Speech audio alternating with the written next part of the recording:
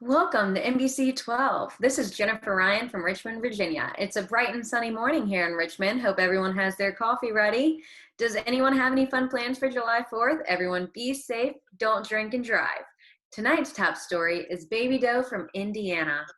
Baby Doe was an infant born on April 9th, 1982, in a small town called Bloomington, Indiana. Controversies surrounded the baby's birth and death throughout the states. Joining us now in the studio is Amanda Lyle. She's the mother of Baby Doe. Amanda, tell us how you're feeling so long after such a tragedy. You know what, Jen? Thanks for having me on here. After all these years, it really is just so painful. My husband and I had a baby in 1982 who was born with Down syndrome and also had an abnormal connection of the trachea and esophagus. We were over the moon excited, and the baby was absolutely beautiful. Unfortunately, the baby required immediate surgery to correct the defect, and of course, my husband and I were just so nervous about the surgery. However, there were so many different surgeons telling us so many different opinions. We were sent for a whirlwind. Amanda, I honestly cannot imagine having so many differing opinions on such a major choice in your life. I am so sorry you had to go through that.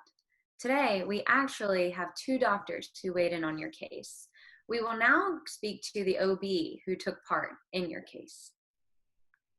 Hello, thank you for having me. I was one of the OB that took part in this case.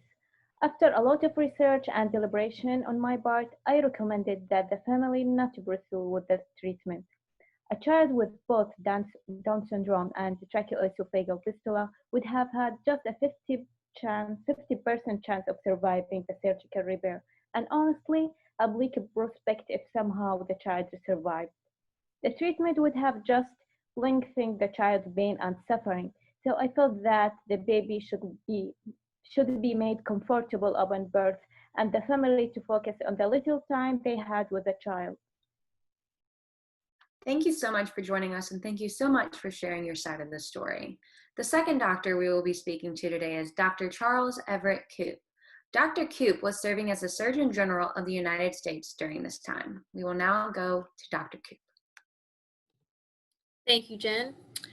I was outraged when I learned that the parents of this child refused to consent for this simple surgery. I've done it plenty of times with a 100% success rate as the chief surgeon at the Children's Hospital of Philadelphia. I believe every child has a right to live, and they should not have that stripped from them. To discriminate based on a diagnosis of Down syndrome is absolutely sickening, so I started a campaign to prevent these types of decisions from being made again in the future. This campaign prevented the discrimination against children with disabilities, leading to the withholding of medical intervention. I enlisted resources from the Reagan administration and established rules under the Americans with Disabilities Act to prevent this type of child abuse from ever happening again. These parents should have taken my advice and expertise. The surgery would have been a simple fix, and they completely disregarded it. Thank you, Dr. Koop. I also appreciate your input on the situation. Now, Ms. Lyle, with all of this information, what did you decide to do, and how did you decide to do it? You know what, Jennifer? It was a really, really hard decision. We decided to withdraw care from our infant. We were concerned that the procedure would be too risky for our little infant and that if somehow she made it through, she would not be able to have a chance at a decent life.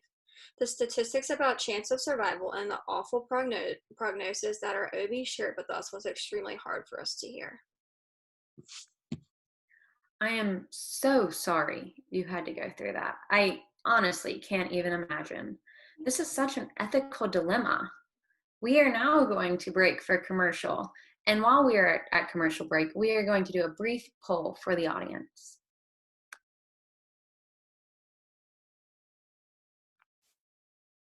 Welcome back. We're going to go ahead and get right back on into the case of Baby Doe. We have the judge who actually sat in on the case to speak about the case once it went to trial. Thanks for having me here, Jen. This case was very difficult for all involved. It was brought to the courts because both sides had conflicting views on what they regarded as the right thing to do for this baby and the family. The family, under the guidance of their obstetrician, did not want to get the surgery. This decision would ultimately lead to baby's death. Dr. Koop, the U.S. Surgeon General, wanted the baby to have the surgery and even had people lined up who would adopt them to prevent their death. This case reached the Indiana Supreme Court, which ruled that the parents had the right to follow their obstetrician's recommendations. Baby Doe died at 6 days old before the United States Supreme Court could hear an appeal. A key argument made by Koop and the Reagan administration was that this case was discrimination based on disability. They stated that if the baby had not been born with Down syndrome, they would have been treated and the surgery would have been performed. Thank you, Judge, for sharing what you went through throughout the case. During the case, the baby was actually appointed a guardian ad litem. This is someone who can represent the minor throughout the case. We are lucky enough to have the guardian with us. I became Baby Doe's guardian ad litem so that I could represent the minor without being partial to either side.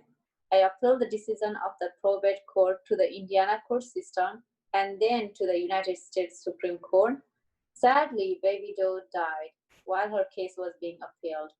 With the sad outcome, however, the media drew attention to this case and also the attention of different disability rights groups and right to life groups to attempt to change the laws. I'm sure it was hard being guardian ad litem during this time, so thank you for serving for the minor. This is all very interesting. This case has so many twists and turns. It actually set the stage for more cases that ultimately led to the creation of the Baby Doe laws. Today, we actually have in studio a specialist on the case and the changes that the case caused. We will now go to her. Thanks, Jen. In the years that followed this case, other similar instances occurred that helped to propel the implementation of what are now known as the Baby Doe laws. The case we discussed was the primary incident, but a year later, in 1983, a case known as Baby Jane Doe again brought up the same issue of withholding treatment for newborns with disabilities. This child was born with a birth defect that affected her brain and spine, and a surgical intervention would have prolonged her life from approximately 2 years to approximately 20 years. Instead, her parents chose conservative management, which brought the same issue again to the public's attention. This child actually survived well past what was predicted, but again, this highlighted this important ethical issue in healthcare. As a result of these cases, Dr. Koop campaigned the US Congress, and eventually the Baby Doe Amendment was created in 1984. This amendment extended the laws defining child abuse to include the withholding of fluids, food, and medically indicated treatment from disabled children. Additionally, hotlines were created for people to report if care was being withheld from a disabled newborn, and it became mandatory for hospital NICUs and nurseries to post notices advertising these hotlines. The hotlines did not last long, and the Supreme Court actually struck down the Baby Doe Amendment in 1986, claiming that the autonomy of the states had been violated. Eventually, what are now known as the Baby Doe rules were created due to a combined effort from Dr. Koop and President Reagan. These were passed in 1988 as part of the Child Abuse Prevention and Treatment Act. These rules define what it means to withhold medically indicated treatment, similarly to the law before, withholding fluids, food, and medication. And the rules also provide acceptable exceptions, including if the infant is chronically comatose, if treatment would only prolong dying, or if treatment would be inhumane. These are left up to physicians' discretion. These rules have been upheld to this day, but not without controversy. Opposing groups make arguments based on quality of life and best interest considerations. The American Academy of Pediatrics supported the creation of infant bioethics committees by hospitals to ensure ethical decision-making. Those who argue against the Baby Doe rules claim that they are too rigid the way they are written, and those who support them want to see the rules extended to protect infants born at the threshold of viability.